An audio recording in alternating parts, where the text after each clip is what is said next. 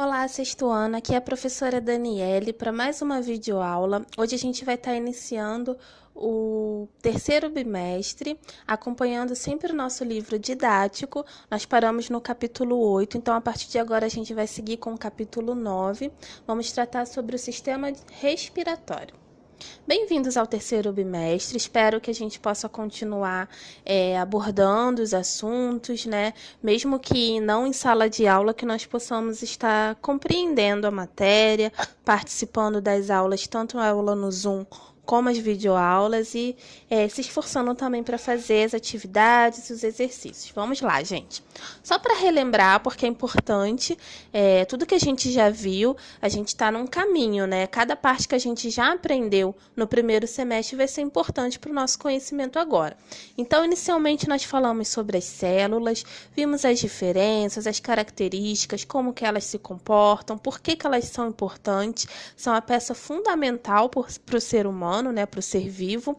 O conjunto dela formam-se os tecidos, cada um tem o seu tipo e suas características, e os sistemas. Nós vimos o primeiro sistema como o sistema digestório. Aprendemos como acontece a digestão do alimento e quais são os órgãos que compõem.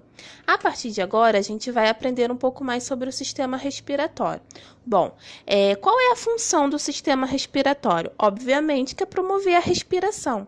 Então, dá uma respirada aí, você que está assistindo o vídeo, você vai perceber que o nosso corpo, ele se movimenta para que a entrada de oxigênio possa entrar pelo nosso nariz e chegar até todo o nosso corpo e a gente elimina o gás carbônico que é tóxico para a gente. Então, a função do sistema respiratório é justamente isso, fazer com que nós possamos respirar, que é fundamental para a gente. É um movimento, gente, involuntário. Mesmo que nós prendemos a respiração, uma hora o nosso próprio cérebro, e aí tem uma parte chamada bulbo, vai fazer com que nós realizamos o movimento da respiração. Então, ele é involuntário. Mesmo que eu não queira respirar, vai ter uma hora que eu vou ter que respirar sim. Vamos entender agora as diferenças da respiração celular para a respiração do ser humano. Bom, a gente já viu que as células, elas também fazem respiração na mitocôndria. Só que esse tipo de respiração é para produzir energia. Lembra que a gente falou que elas recebem glicose e aí na mitocôndria elas vão produzir ATP, que é um tipo de energia que o nosso corpo utiliza? Já a respiração do ser humano, do sistema respiratório, serve para distribuir esse oxigênio. Então, é como se fosse algo maior, algo que pudesse abranger mais órgãos, né, e todo o nosso corpo. Como é que acontece esse processo respiratório? Através dos órgãos do sistema. Aqui nessa imagem, a gente pode ver cada um deles. A gente começa pela cavidade nasal, que na verdade é o nariz, só que o nariz é a parte externa. Então, do lado de dentro, a gente tem a cavidade nasal, a laringe, que é onde tem também as cordas vocais, que vão produzir o som, a traqueia, que estende pelo nosso pescoço até chegar aos pulmões, que é uma das partes mais importantes que a gente mais lembra do sistema respiratório. Seguindo a traqueia, ela vai formar o que a gente chama de brônquio, para o lado direito e esquerdo, e aí a gente já vai estar dentro do pulmão. Temos os bronquíolos, que nada mais são do que a ramificação dos brônquios ficando mais finos, e no finalzinho a gente tem o que a gente chama de alvéolo, que são responsáveis pelas trocas gasosas. Então, é no alvéolo que vai ouvir a troca do oxigênio pelo gás carbônico e vice-versa.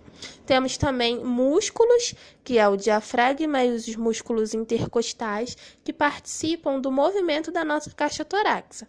Quando a gente inspira, né, quando a gente pega o ar de fora, o nosso tórax aumenta. E quando a gente solta esse ar, a gente tende a relaxar essa região torácica. Vamos falar agora sobre os movimentos. Existem dois movimentos na respiração. Provavelmente você já conhece, já ouviu falar deles e, obviamente, a gente faz mais ou menos de 18 ou até mais vezes por minuto. É o movimento da inspiração e expiração. Quando a gente inspira, existe um músculo chamado diafragma que fica abaixo das nossas costelas e ele tende a se contrair. Quando ele se contrai, ele sobe e faz com que a pressão atmosférica seja diferente da pressão do nosso corpo e faz com que o ar entre. Então, toda vez que a gente inspira, a nossa caixa torácica levanta e ocorre a entrada de ar pelo nariz ou pela boca. Já quando a gente vai soltar o ar, quando a gente faz a expiração, ocorre o relaxamento desse diafragma. Então, quando ele relaxa, ele como se estivesse subindo, né, e deixando a caixa torácica mais embaixo. Então, ela diminui a caixa torácica e ocorre a saída de ar, exatamente como está aí nessa imagem, né? Vocês podem ver através das setas, a primeira é a inspiração, diafragma contraindo, descendo, e a segunda é a expiração, diafragma contraindo, subindo. Aprendendo sobre esses movimentos, a gente vai ver agora a trajetória do ar, né? Por onde que o ar passa, qual é o caminho que ele percorre até chegar ao oxigênio por todo o nosso corpo. Bom, primeira coisa é a entrada dele pelo nariz ou pela boca. Ele vai passar pela faringe, lembrando que a gente já estudou a faringe no sistema digestivo, mas o principal caminho que ele vai seguir é a laringe. Lá, como eu já adiantei para vocês, estão as cordas vocais. E aí, com a passada de ar, que vai proporcionar o som, né? Muitas pessoas que têm dificuldade auditiva ou até mesmo que não conseguem falar, têm problemas nessa região da laringe e das cordas vocais. Bom, seguindo aí, o ar vai passar pela traqueia, que já é na região do pescoço, aí como está na imagem, e vai se ramificando até os brônquios. A traqueia, ela possui discos de cartilagem. Ela não é um osso, mas também é bem rígida, não é tão flexível assim. Mas é importante a gente entender que ela tem muco. Desde a cavidade nasal até os bronquíolos, a gente tem o que chamamos de muco, que nada mais é do que cílios, pelinhos que servem para impedir a passagem de poeira, né? Então, esse muco, ele retém a sujeira. Então, quando a gente está num local muito poluído ou quando a gente tem a presença de muita poeira, a gente vai reter esse material e vai formar, né, aquela excreta que a gente já conhece quando está resfriado, né, quando está com alguma doença respiratória. A gente tende a expelir isso. Então, o muco é como se fosse o tecido dessa região que tivesse alguns pelinhos que servem para proteger da poeira. Opa, chegamos no pulmão. Então, seguindo dos brônquios, a gente já está dentro do pulmão. E aí, no pulmão, tem o que a gente chama de bronquíolos, que são as ramificações ficando bem mais fininhas. Gente, fica até mais fino do que um fio de cabelo. No finalzinho desses bronquíolos, a gente tem os alvéolos pulmonares. Aí na imagem vocês conseguem ver com mais detalhes. Os alvéolos são como se fossem saquinhos, né? São bem pequenos e é onde acontece o que nós chamamos de hematose, que é a troca dos componentes do gás, né? Do ar. O que acontece? Esses alvéolos, eles são regados por vasos sanguíneos. O vaso azulzinho que você está vendo, ele está vindo do nosso corpo cheio de gás carbônico que as células eliminaram. Então, ele vai se fundir com os vasos vermelhos que está cheio de oxigênio e vai acontecer a troca.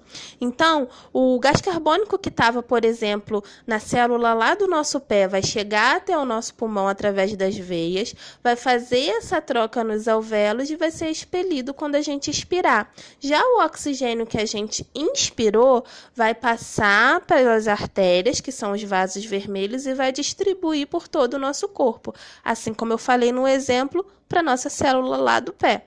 Então, acontece essa troca de gás carbônico e oxigênio justamente no pulmão, no local que a gente chama de alvéolos, e aí vai distribuir desde o cérebro até o seu dedinho do pé.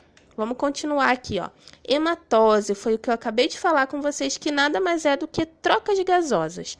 Então, acontece nos alvéolos, o sangue vem cheio de gás carbônico, porque as nossas células eliminam gás carbônico, e aí manda para o sangue. O sangue vem para o pulmão, trazendo esse gás carbônico, chega no alvéolo, ele troca com o oxigênio. Então, ele se enche de oxigênio e volta para distribuir para o corpo. Já aquele gás carbônico que ficou no alvéolo, ele vai fazer o caminho inverso. Ele vai subir até ser expelido pelo nariz ou pela boca, tá? Exercícios do livro agora. A gente trabalhou até a página 157, então tá aí o gabarito. Vou estar corrigindo com vocês também pelo Zoom, então não percam a aula para a gente poder tirar mais dúvidas, tá bom? Até a próxima aula, continuem estudando e uma boa semana.